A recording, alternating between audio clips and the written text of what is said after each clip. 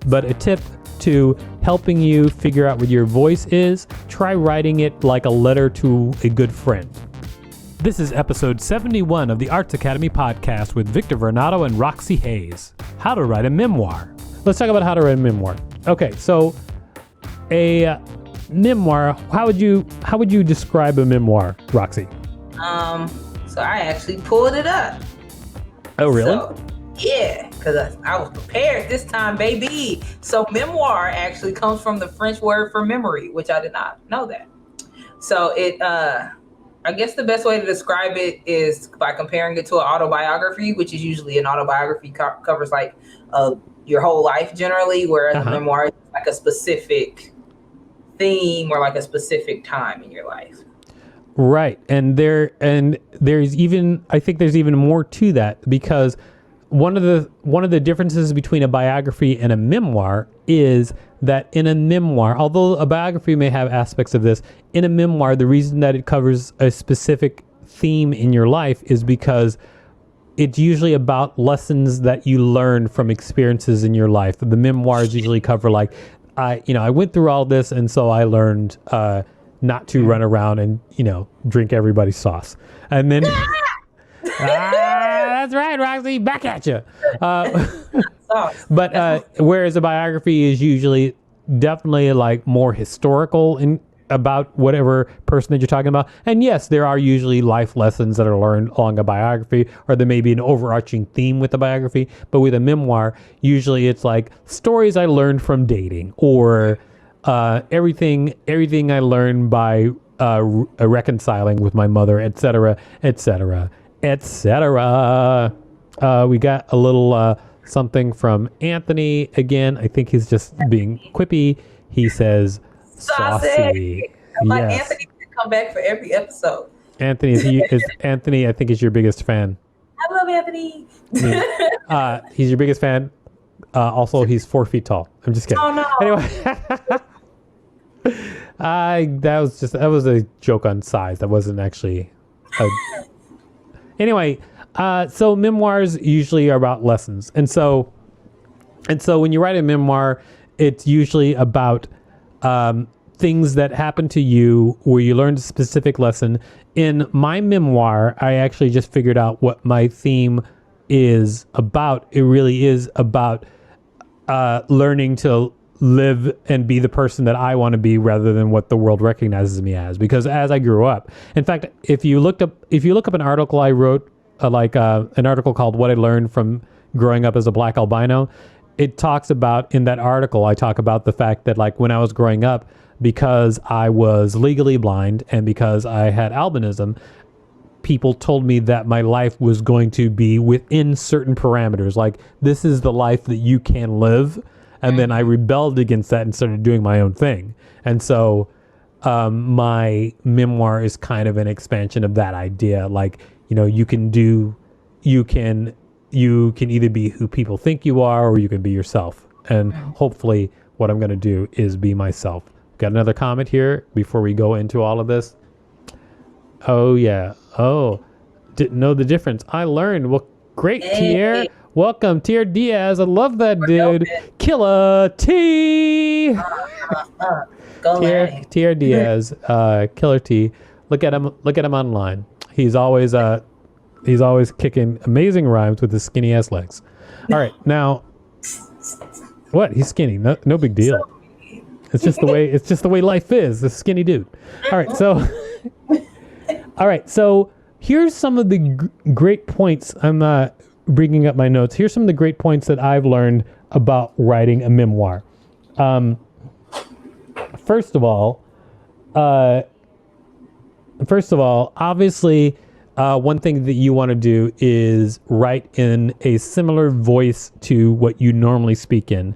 And I think that someone, I'm trying to remember who came up with this as a tip, but a tip to helping you figure out what your voice is rather, when you're writing your first version of your story, try writing it like a letter to a good friend.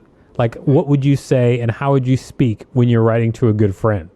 Because that'll help you speak in your own voice. Because when you think about the idea, like, I am writing a book, when you're like that, when you're like thinking about the magistry and the pageantry of writing a book, often people don't write the way that they themselves would write. They'll like, I want to write in the style of Oscar Wilde. Like, they do all kinds of things. But instead, what you can do is, if you write it like you're writing a letter to a very good friend, then you'll most often speak in something that is close to your own voice. It's a great exercise. I tried it. I liked it a lot. It really does help you just like write in your own style and your own voice when you think about like writing a letter to a friend. That's a good tip. I think it's a great tip. It's fantastic. I'm just gonna go through my absolute favorite tips, because really, if you're gonna talk about writing a memoir, if you're gonna write stories from your life and talk about themes and lessons that you learned, that's the broad stroke. But then I've personally just found great tips that I've taken to heart. And one of them, of course, is writing a letter like to a good friend to discover what your own voice is. And it's really helped me a lot. That is one of the things. Another thing is, which I will say is like an awesome thing. This is a weird thing, but okay. So writing with carnality. Have you heard about that? Okay. So this is actually, there was a writer, I forgot what her name was. I took her Skillshare course where she just basically talked about writing a memoir. I'm trying to remember what her name was. Hold on. Let me find out. Her name, and she's a semi-famous writer. She's a memoirist and poet. Her name is Mary Karr, Marykkarr. If you've got Skillshare, then you can actually just go watch her course right now where she talks about writing with carnality. If you don't have Skillshare, if I were doing this exactly right, I would be throwing the link to our Skillshare link up online so that we could get credit for sending you Skillshare, but we're not doing that because we're staff changes and everything, everybody.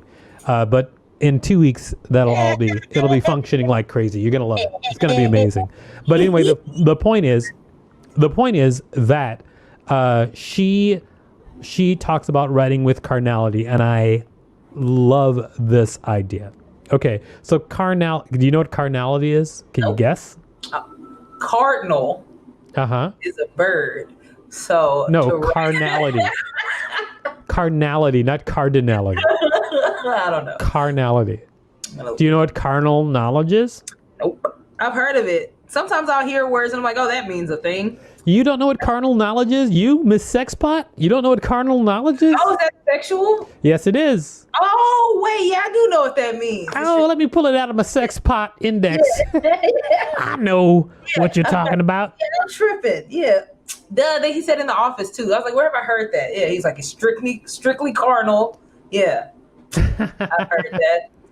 So write sexually? Oh, I'm in. I'm involved now. Well, it's not necessarily writing sexually, but it is with that type of investment and an emotional type of emotional investment. You want to write with the emotion that was behind what you're thinking about. And this is and it's instead of just stating things as facts, state how you experience them and what emotions happened to you when you experienced them. Like, what was the visceral emotion that you had? So instead of saying, for instance, like, I did a podcast with my friend Roxxy.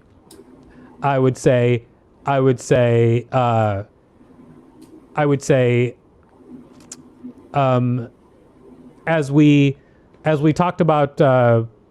as we talked about writing a book, I would look across at Roxxy, paying attention and taking notes, and it inspired me the way that she was inspired by it. It inspires me the way that she was engrossed by the information, which made me think that maybe something that I was doing had value, because often I don't feel that way about myself.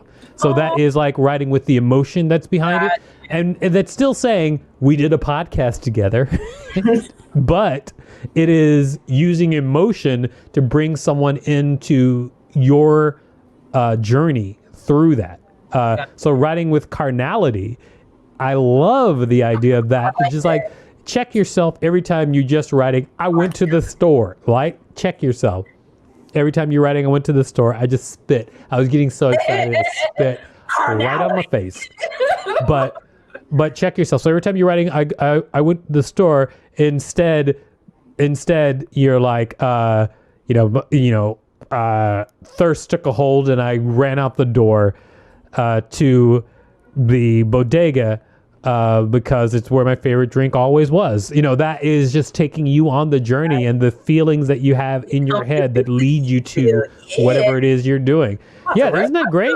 Yeah, I'm about to write some stuff today. That's awesome. Like, that's a great way to think about writing, to just write instead of just distilling just facts, like distill the emotion behind those facts. Like, why, what was your experience with the fact that you're talking about? And that I haven't mastered that yet, but it's just something that I'm adding to my repertoire. I love the idea of writing with carnality. Mm-hmm. Love it. That's bomb. I like it. I like that. World. Yes, worldly. What does that mean? What are you referring to, Anthony? We're talking about carnality, maybe. That's maybe what he's talking about. I don't know. Just trying to help. No, I don't think. I don't. I mean, writing with carnality does not mean worldly, does it? Writing with it. Okay, I don't know why I'm saying it. Oh, I had a tip that I heard in this book I was reading. It's kind of to the point you said earlier about like writing in your voice. Yeah. Big Magic, this book written by Elizabeth Gilbert. That's the chick that wrote the Eat, Pray, Love, which I don't like that book, but this book is really good. She talks about like living creatively, but she says one good way to do it is to like have an actual conversation with your friends and like record it, and then go back and listen to it and write from there. Okay. I mean, I think that that's something that I've done in the past where like I love conversation. I love it. Like, and everything that I do, a lot of what I do is based around conversations with people. Like I do a lot of podcasts. I even do my personal like fun podcast is like an interview show. Mm-hmm. And I love doing that type of interaction with people. So I could see that would be a really good way to start writing. Mm-hmm. Also, besides writing with carnality, in fact, maybe I described writing with carnality like a little bit wrong, because I think that one of the things I was actually thinking of more about writing what your interior feelings are a lot, which is another tip. But writing with carnality, I think, is more just like talking about your experience rather than talking about the data. Like, don't say it's 1985. Say, Nixon was on TV, blah, blah, blah, blah, blah, because you're talking about the experience. And then the other step is talking about your interior feelings about what is happening to you. So both of those together, like talking about the experience and then talking about your emotional journey, that is really like the crux of like what I think is something that is like just truly powerful in writing. Like if you really can get people, and I think about this with jokes all the time too. Like when I'm writing jokes, it's like when I'm writing a joke, and a joke that I know really works is a joke that makes people feel like I felt when I first thought of the joke, makes people giggle or whatever, or laugh, or like I laughed when I first thought of the idea. If you can write in that way where it really not just conveys what happens, but conveys the emotion of what happens. Like I remember, like when I was a kid, I put my hat on. I put my grandfather's hat on. I was maybe like, had to be like 6 or 7. I put my grandfather's hat on, and because my grandfather was just like the coolest dude. Like he played the harmonica, he told jokes. Like my grandfather was awesome on my mom's side. My grandfather, my dad's side, was also awesome, but he also was scary. Like he would sneak up behind us and like bang on the floor with a hammer, like get up, kids! And, like it was crazy. But he's awesome too, but different way, but scary. But then, But on my mother's side, my grandfather, he was just like, I really wanted to be like him. And I remember once I was in my grandfather's room. I wasn't supposed to be there. I was by myself. And I took his hat and I put it on my head. And then I looked in the mirror and I was like, I don't look like my grandpa. And then I realized I was an albino. And I was sad because that's when I realized, oh, I'm different than my grandpa.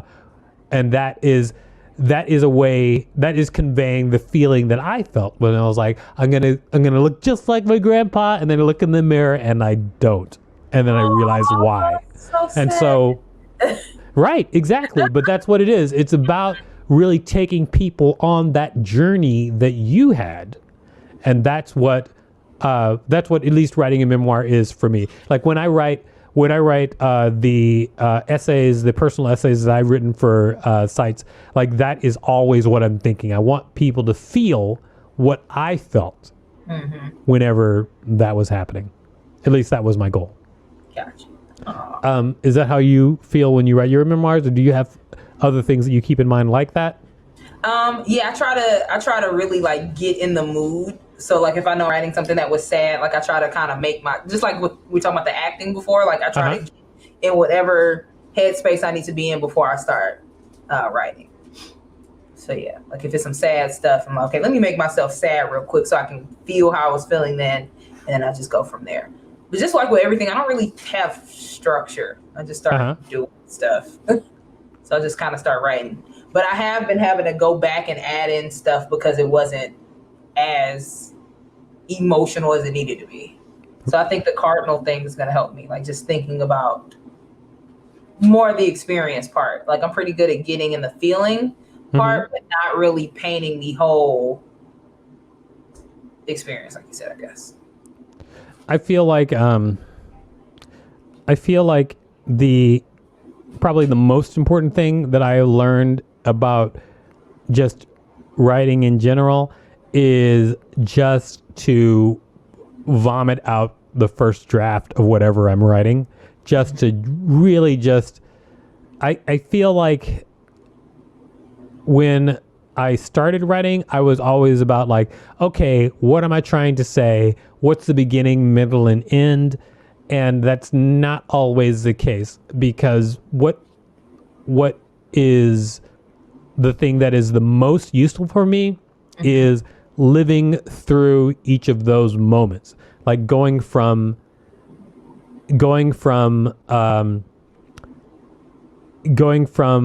where I felt to then how that made me feel, and then what I did and why, what emotion led me to doing the next action, and then the result and how the result affected me and how I felt because of that. It's just like riding the wave of the emotion of what's happening and just vomiting that out as quickly as I can, because people say this all the time, that writing is rewriting, and getting to the rewriting part is really that's what you're trying to do, because writing is the most daunting part. Looking at a blank page is the most daunting part. But when I'm looking at the first blank page, it took me so long to get to the point where I'm just comfortable writing just absolute crap.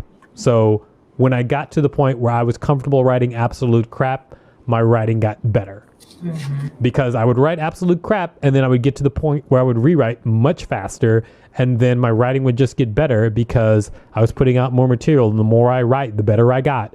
And so I feel like just getting comfortable with the idea of like, I'm just going to write the worst thing right now is just paramount. That's what you really, really need. Do you do the same thing? Yeah. It took a while, like same kind of thing. It took a while because like if I had to stop editing while I was writing. I think that's a thing that everybody kind of does. Like while I'm writing, I'm like, oh, that doesn't really sound right, or I think I want that there. Just like get it out, put it on the page. What really helped me to kind of get to that is the thing you told me to do before, is just like writing every day and like putting it out. So like I've been doing stuff on Medium every day. So it's kind of getting me more comfortable being like, okay, this isn't going to be great, but I just need to write something and put it out. Yeah, that's fantastic. I'm so glad you're doing that. So here's what I'm going to say, everybody. If you have more questions about writing a memoir or writing in general, please ask them right now, because we're going to be doing a wrap up in a little bit. What am I doing? We have from Anthony. He says, "Gotta go. You both are awesome." Bye. Thank you, Anthony. That was great. You can find us at artsacademypodcast.com.